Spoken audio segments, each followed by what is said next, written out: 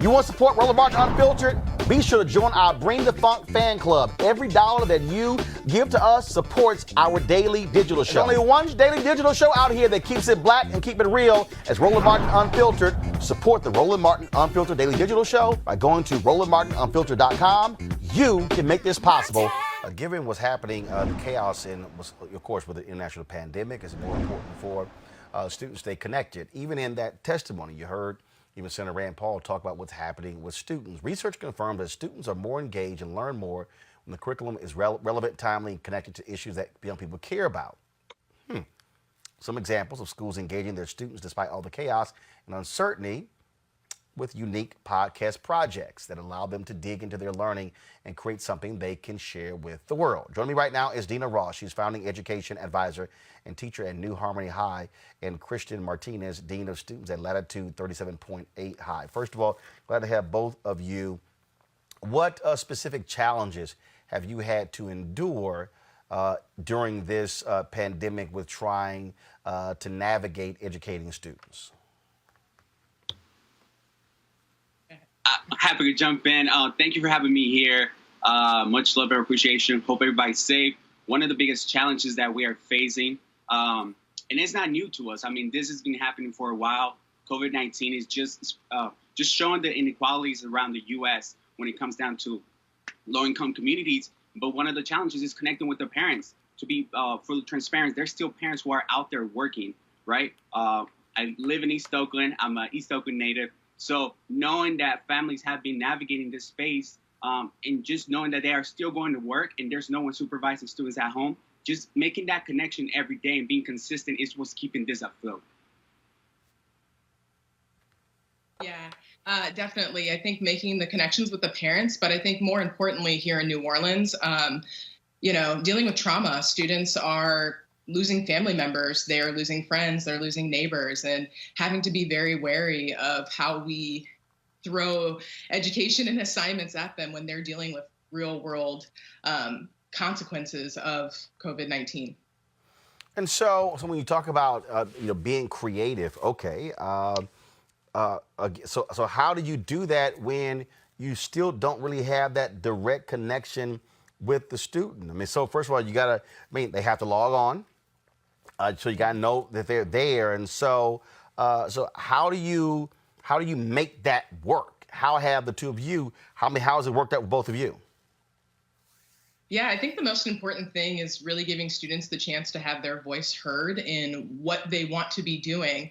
And so the most important thing that we have been doing is listening to students, taking their feedback really seriously, and trying to craft things that they can really enjoy and run with on their own and self-guide.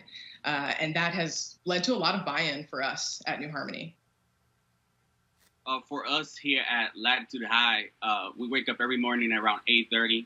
Every teacher is connected to the student. And we make phone calls every morning saying, good morning. Hey, you ready to start the day? I'm here with you. We're going to make this happen. And that's been happening since March 15. So we make sure we're in contact every day with them. And so we talk about these interesting ways of being able to reach the students. How have they responded? So how have they changed sort of what you've been able to do? Christian, you first. For sure. I think one of the things that we see as is kind of peaking right now is the status of their mental health, especially knowing that a lot of our students are home alone and being unsupervised, and some of them are supervising their young siblings. So making sure that we are curating that experience, even though it's in the midst of the pandemic, giving them hope that it's going to be better. And through that, we create podcasts, making sure that they are listening to the podcast that we already pushed out early in the year, so that can continue to propel them to have a better view of the world, even though we are in the midst of chaos. And so, as a parent out there, how have you gotten them involved in this? Yeah. So something that we've been doing is just trying to be as transparent as possible. We will have a parent survey at the end of the year that they're engaging in, but we definitely try to stay in contact with parents just as much as we're staying in contact with students. But transparency is key, and we've kind of had to check ourselves and think about how we're communicating information, making it as simple as possible, and collaborating with other teachers and staff members so that we all are saying the same thing, and so that students are hearing the same thing from each staff member is really, really important, because especially in high school when they're in lots of different classes and it can feel really overwhelming right away. So it's been a pretty, open door policy. You need something, call me, email me, and just being available as much as possible is the route that we have definitely taken for parents. And it's very reassuring, I think, when they know that they can call me on a Saturday when their child is working on something and they need help, or the parent needs help supporting their student. Christian, go ahead. Yeah, for us, the way we connected with parents, we created a website where they can go and get information. And then we also created a phone call tree where each staff member calls a parent and breaks down information, not just about the school, but also about what's happening outside the school gates. So, for example, when the stimulus check was going out, making sure that we were answering those questions and we were well informed, so our communities were informed about what's happening outside the community. So definitely everybody needs to be on board. And like Ms. Ross said, making sure that the message is transparent and we are saying the same thing. All right, then. Last thing. So we're moving towards, obviously, we're in May, towards the end of the school year. What should districts, what should parents be doing so we're not losing folks over this summer? And so do you think that because of the lost time, do you believe that districts are going to try to come up with something that keeps these students engaged in the summertime? So that way, come fall, you don't have as much fallback, if you will? That's a good question. So right now, I'm in a unique situation in New Orleans where we are 100% public charter schools. And so each school kind of is having to kind of do their own thing.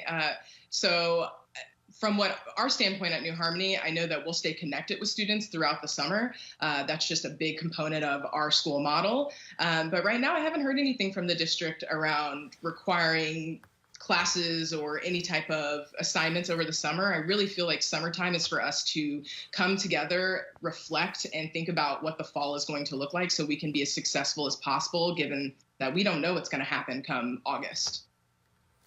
Christian? Yeah, for us, we started this month saying that the school might get pushed to start in July, and that got shut down really quick. So we don't know what's going to happen. We are planning to have students be engaged throughout the summer just by doing videos, podcasts, maybe someone reaching out. But as far as like the state kind of mandating that we need to do something, we don't know yet. So it's up in the air. All right, then. Well, look, we certainly appreciate it. Thank you so very much.